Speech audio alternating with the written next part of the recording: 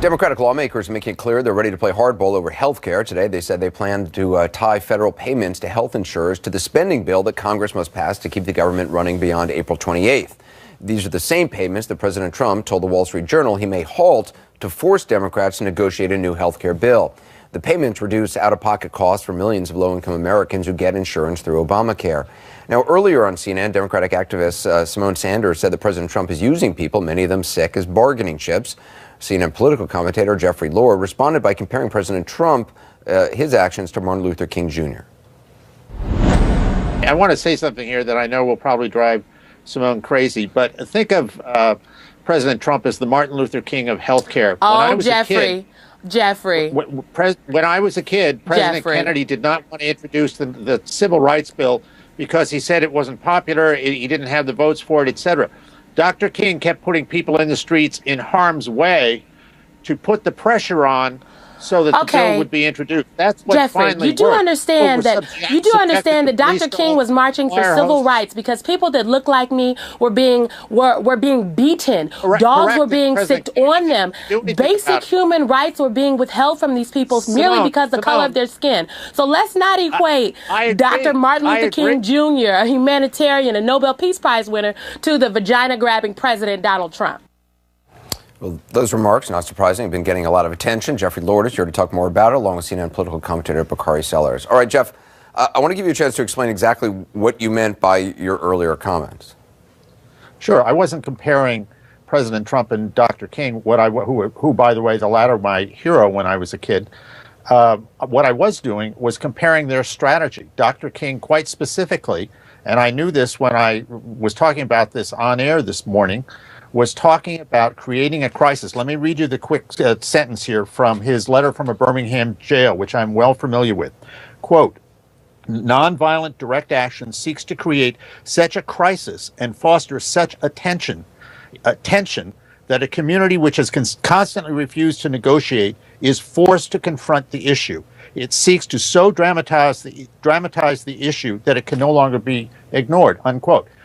Donald Trump isn't taking to the streets. He has the power of the presidency. But clearly, if he withholds payments from insurance companies, which the Wall Street Journal said would result in a meltdown, that's a crisis. So he is doing the same thing, creating a crisis to get to a negotiation.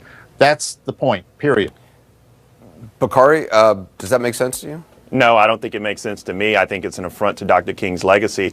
But what this is further emblematic of is that Donald Trump has ushered in this culture of anti-intellectualism and ignorance. I think that the comparison that Jeffrey made is intellectually disingenuous at best. And what we saw him do was pervert one of the greatest pieces of literature that we've seen in a very long period of time, in over 100 years, the letter from the Birmingham jail. The fact is, Donald Trump is trying to bring Democrats to the table to gut a piece of legislation which has insured many and saved lives. If he's successful, people will die and rural hospitals like the one I used to represent will close. Dr. King, for example, his end game was to get America to confront its racist past and give black citizens equality under the law. You cannot compare the two or juxtapose the two. And further, I have a sincere problem with this because I think people oftentimes think that in our political discourse, somehow ignorance can be cavalier. Well, my father actually marched with Dr. King, and many people were beaten and many people were killed so that I could sit on this set here today. And the fact that someone can make this comparison, even someone who is a friend of mine, shows just how low our political discourse has sunken. Jeff, I mean, the notion that Dr. King is creating a crisis, I mean, I know you isolate that line from his writing. The crisis, it seemed to me, existed long before Dr. King. The crisis was the treatment of black Americans, African Americans in this country. It wasn't a crisis totally manufactured by Dr. King. Right, exactly. And his letter was, of course, written as a response to 8 clergymen who were protesting, as it were, his tactics, his strategy. So it was an answer to that because he said he wasn't getting anywhere in response, and this is what had to be done. And I might add on a personal note, my father lost both his job and later a business because he stood up for black Americans when we lived in the South in 1965. So with all due respect, I learned a great deal from that, and I feel very passionate about it because my dad stood up and was there to be counted. Well, so I just think, and again, Bakari, my friend Bakari, is playing the game here of changing the subject. I didn't say that President Trump was Dr. King. What I said was their strategy was the same. That's Jeffrey, a different thing. And strategy can be about anything. Jeffrey, I'm not playing a game.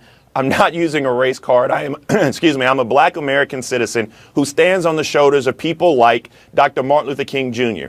And the fact is, from February 1st, 1960, when the students at North Carolina A&T State University decided they were going to sit in, and they started something that was amazing with the sit-in movement, to people like Ella Baker and Fannie Lou Hamer, to Henry Smith and Samuel Hammond and Delano Middleton, and all the many heroes and sheroes that we lost along the way on this struggle.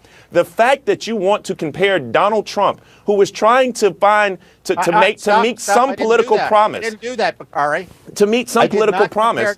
To meet some political promise is astounding, and even more, it's astoundingly absurd. The fact is this, Jeffrey.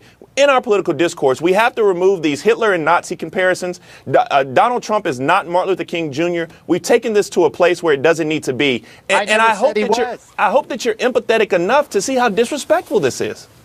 Yeah, Jeffrey, I just don't understand the intellectual idea, even in the comparison. Again, the whole manufacturing a crisis thing, I don't see how they're the same.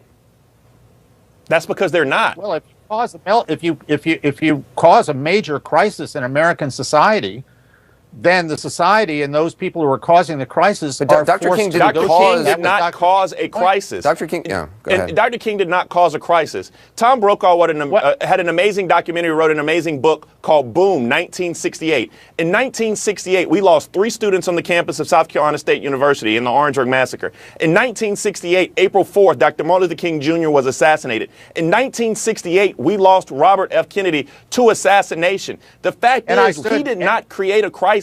The crisis was that America did not want to confront its racist past and did not want to cash that promissory note. And the fact is, Dr. Martin Luther King stood up for all of that, and you cannot whitewash that legacy or bastardize it on national TV because it's offensive. Bakari, I mean, you're making something up out of whole cloth. I am not whitewashing it. By the way, I stood in line for 6 hours to pass Robert Kennedy's casket and touch the flag. I was 17 years old, Bakari. I don't know whether you were there or old enough to be there. I was there. I stood up in the South in 1965. My dad, most importantly, stood up. So I'm not going to sit here and let you conflate saying, I did not say Martin Luther King and Donald Trump were the same. I said the strategy, and anybody can use these strategies. Anybody, for any reason, good, bad, or indifferent, can cause a major crisis that forces the other side to negotiate. That's all I was saying. And to deliberately misrepresent it is not worthy of you, my friend. Listen, Dr. King died nearly 20 years before I was born. I'm only 32 years old, so I don't have the audacity to know absolutely everything. But what I can tell you is this argument that you're making is fundamentally flawed. And these crises that you're talking about creating, this is not some game to pass a piece of legislation. These crises that you're talking about creating, it got 4 little girls blown up in a church. These crises got Emmett Till and Medgar Evers slaughtered. These crises got people assassinated, including Dr. Martin Luther King Jr. So how dare you, Jeffrey, utilize their lives in these crises to make political points? Bakari, again, you're just totally misrepresenting me. And all I'm saying is that Dr. King himself said there was a reason to do what he was doing, which was to cause a crisis. He was quite deliberate about it, quite deliberate and effective. And I was a teenager, and I thought he was right on.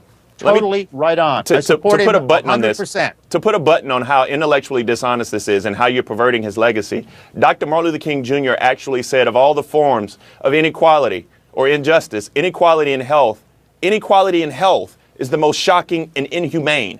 So please understand Dr. Martin Luther King in all his contexts, and to bring his name up on the eve of when we bombed Syria, on the eve of when we dropped bombs in Afghanistan, this man who was a pacifist, this man who fought for peace, please, is beyond the pale, Jeffrey. And I just hope that you have empathy, I hope you have empathy so that we can understand this.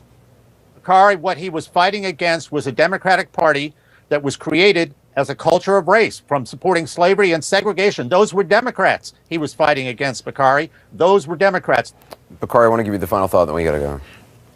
For me, Anderson, when I saw Jeffrey's clip this morning, I was more than disappointed. But I realized that this is indicative of where our political discourse has come.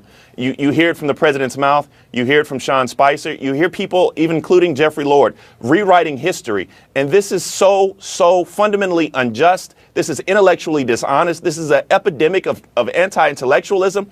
And even more importantly, from somebody like Jeffrey, they need to know it's disrespectful because people died so that I could sit here. And it's an affront, and I dare not let it go, Anderson. All right, we're going to leave you there. Jeffrey Lord. I won't let it go either. Bakari Sellers, thank you very much. Well, coming up, a week of huge flip-flops for the president. We'll take a look at what is behind them next.